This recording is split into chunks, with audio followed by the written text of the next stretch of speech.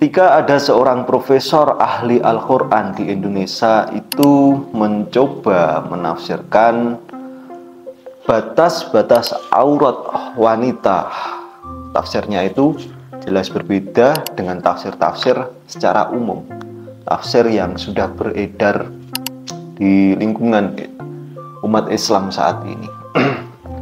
Tetapi ketika umat Islam Indonesia itu melihat hasil tafsir dari profesor tersebut, banyak orang atau umat Islam, secara khusus umat Islam di Indonesia, yang menilai bahwasannya tafsir yang dihasilkan profesor tersebut adalah salah.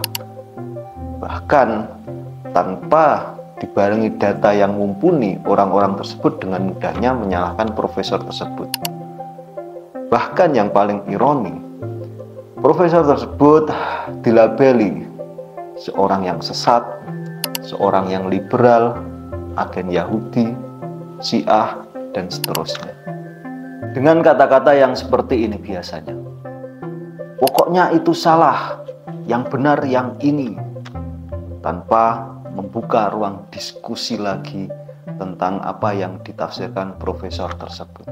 Kita itu hidup di sebuah zaman yang banyak sekali informasi yang mudah kita dapatkan. Ada YouTube, ada ChatGPT, ada Google. Di platform-platform tersebut itu sangat memudahkan kita dalam mencari sebuah informasi maupun ilmu pengetahuan, baik itu dalam dunia pekerjaan maupun sampai urusan agama. Di platform-platform tersebut sangat mudah sekali kita temukan.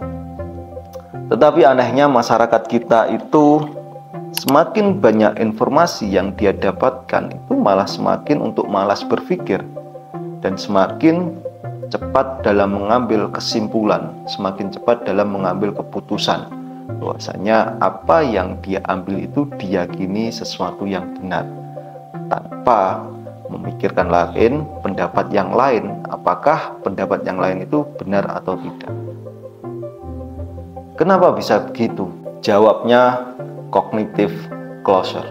Cognitive closure adalah sebuah kebutuhan psikologi untuk segera menutup atau mengakhiri proses berpikir dengan tujuan agar cepat menghasilkan sebuah jawaban secara cepat dan pasti. Tapi cognitive closure ini mengabaikan jawaban tersebut benar ataupun salah. Dari benar dan salahnya itu diabaikan. Nah, di dalam dunia pendidikan kita, fenomena seperti ini itu akan mempunyai dampak yang sangat berbahaya sekali. Karena kita ketahuilah bahwasanya sebagian besar sekolahan-sekolahan kita itu masih banyak yang menggunakan metode-metode pembelajarannya itu dengan cara menghafal daripada memahami sebuah pengetahuan. Hal ini bisa kita lihat ketika misalkan ada seorang siswa yang siswa tersebut mengikuti ujian, sedang mengikuti ujian. Nah, di dalam mengerjakan soalnya siswa tersebut salah. Nah, konsekuensi yang diterima siswa tersebut akan mendapat nilai merah, langsung mendapat nilai merah. Ada juga lagi ketika seorang siswa yang berusaha menjawab suatu soal dengan sudut pandang berbeda, tidak sama seperti apa yang dijelaskan dengan guru. Nah, siswa tersebut itu akan banyak yang melabeli siswa yang menyimpang, siswa yang aneh. Karena apa ya? Karena dengan jawabannya yang menyimpang, karena dengan jawabannya yang berbeda dengan apa yang dijelaskan oleh gurunya. Ada lagi ketika seorang siswa itu banyak bertanya ketika gurunya itu menjelaskan suatu pengetahuan dan siswanya itu banyak bertanya. Lah, di dalam dunia pendidikan kita, siswa yang banyak bertanya itu malah sering dilabeli siswa yang kurang ajar. Karena apa ya? Karena tidak percaya dengan apa yang dijelaskan oleh guru, tidak menjadikan guru itu otoritas penuh yang apa yang dibicarakan itu harus dipercaya. Nah, siswa itu ketika mempertanyakan apa yang dijelaskan oleh guru, maka akan dicap sebagai siswa yang kurang ajar.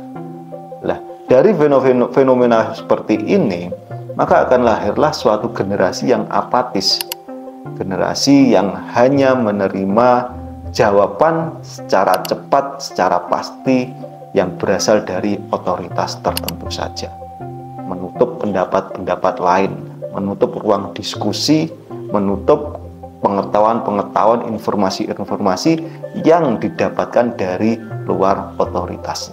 Yang menyampaikan di sini posisinya adalah guru. Nah, ketika di sekolahan output yang dikeluarkan oleh sekolahan itu sudah output yang negatif, maka yang akan berdampak besar di masyarakat kita. Masyarakat kita akan menampung output-output yang dihasilkan dari sekolahan yang negatif-negatif tadi.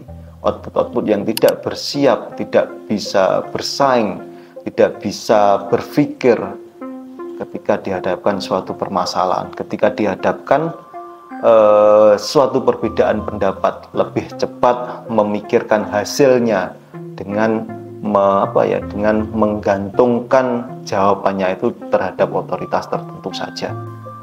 Hal ini bisa kita lihat ketika ada suatu permasalahan yang berkaitan dengan agama, misalkan seperti yang saya ceritakan di awal tadi, tentang sebuah tafsir yang dimunculkan oleh seorang profesor, yaitu Profesor Quraisy Shihab, yang dimana beliau itu mencoba menafsirkan batas-batas aurat wanita secara berbeda, dari sudut pandang berbeda dengan tafsir-tafsir yang sudah ada. Tapi apa hasilnya? Ya, hasilnya banyak umat Islam secara khusus yang ada di Indonesia itu dengan mudahnya melabeli Profesor Quraisy Shihab itu seorang yang liberal. Profesor Quraisy Shihab itu seorang yang tidak mengerti agama, tanpa membandingkan dengan tafsir yang lainnya, tanpa memikirkan ulang atau menganalisis ulang tafsir yang sudah dimunculkan Profesor Quraisy Shihab tersebut. Dan yang paling berbahaya, orang yang mempunyai kebutuhan lebih dari cognitive closure ini, orang tersebut akan sangat rentan sekali percaya dengan hoax yang beredar di dunia maya kita. Kita ketahui bahwasanya media-media sosial kita ketika memunculkan sebuah informasi, sebuah pengetahuan, tentu informasi atau sebuah pengetahuan tersebut belum tentu benar atau belum tentu salah sebelum kita konfirmasi apakah itu benar ataupun salah. Nah, orang-orang yang mempunyai kebutuhan kognitif closure ini secara tinggi akan menjadi orang yang sangat mudah percaya dengan hoax. Karena apa ya? Karena ketika misalkan begini, ketika muncul sebuah informasi meme misalkan, itu dari tokoh atau otoritas yang dia percayai, misalkan meme tersebut menyalahkan pendapat orang lain dengan mengkafirkan, meliberalkan dan seterusnya. Nah, orang yang mempunyai kebutuhan cognitive closure secara tinggi ini itu akan mudah percaya sekali bahwasanya meme yang dia lihat itu adalah benar-benar ucapan otoritas yang dia percayai, tanpa mencari kebenarannya atau tanpa mengkonfirmasi apakah meme tersebut benar-benar diucapkan oleh tokoh atau otoritas yang dia percayai. Dan ini sangat berbahaya sekali ketika dia percaya dengan hoax, kemudian hoax tersebut dijadikan dasar dalam menjalani kehidupannya. Ya, secara otomatis orang tersebut akan sangat mudah sekali menyalahkan orang lain. Kamu salah, yang benar ini. Padahal apa yang diyakini kebenarannya itu belum tentu benar. Apa yang diyakininya itu belum tentu benar, karena hanya berdasarkan otoritas tertentu saja. Dan otoritas yang dia percaya ini belum tentu juga mengucapkan apa yang dia ucapkan seperti meme yang dia percayai tadi. Lalu kira-kira apa solusinya? Ya, mau tidak mau, sistem yang ada di dalam dunia pendidikan kita ya harus berubah secara total. yang dimana dulu guru mendorong sebuah jawaban hanya dengan kepastian saja. Saatnya sekarang guru itu harus mendorong siswanya itu untuk berani bertanya, untuk berdiskusi, membuka ruang diskusi secara seluas-luasnya. Karena apa? Ya karena kita secara khusus saya mempercayai bahwasanya sebuah bangsa maju tidaknya sebuah bangsa itu bisa dilihat dari pendidikannya. Nah, ketika pendidikan yang disajikan di sebuah negara itu sebuah pendidikan yang berkualitas, tentu akan memunculkan output-output yang berkualitas juga.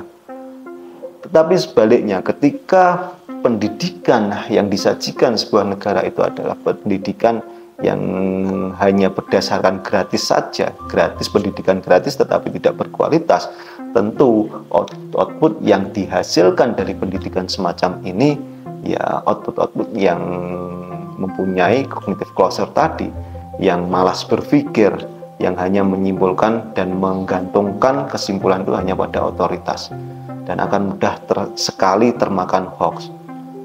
Nah, di sini saya tekankan kembali bahwasanya memang harus dimulai dari dunia pendidikan, sistemnya harus diubah.